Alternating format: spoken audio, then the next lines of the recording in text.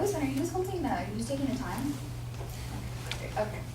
Okay, hi, my name is Angela Stevens. I will be the second affirmative speaker of why the U.S. should restore the assault weapons ban, which expired in 2014. Now, my main points are: one, the expiration of the federal assault weapons ban had a detrimental effect to the public safety. Two, current legislation is weak to curb mass shootings. And three, reenacting the federal assault weapons ban with more restrictions will result in lower mass shootings.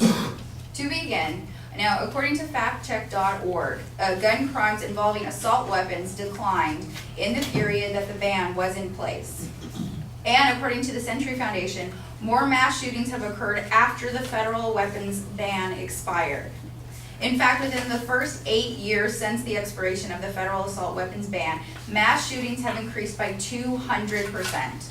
And now the rate of mass shootings since 2011 has tripled. Sadly, legislation has been weak to end mass shootings. James Holmes, who was the perpetrator of a mass shooting of a movie theater in Aurora, Colorado, used versions of the AR-15 assault rifle. Under the federal assault weapons ban, this assault weapon was illegal, but since the ban had expired in 2004, Holmes was legally able to purchase these once illegal weapons legally a few weeks before he took 12 lives.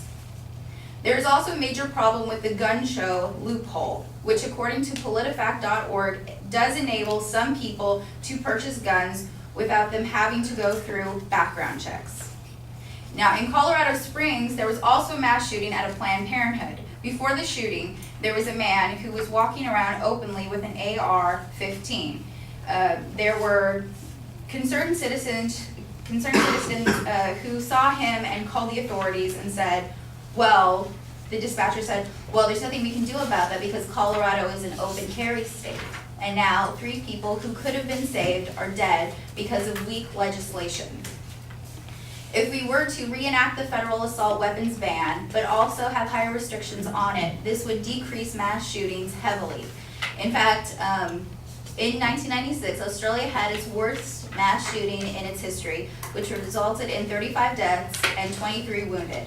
12 days later, legislation was put forth to have higher restrictions on guns.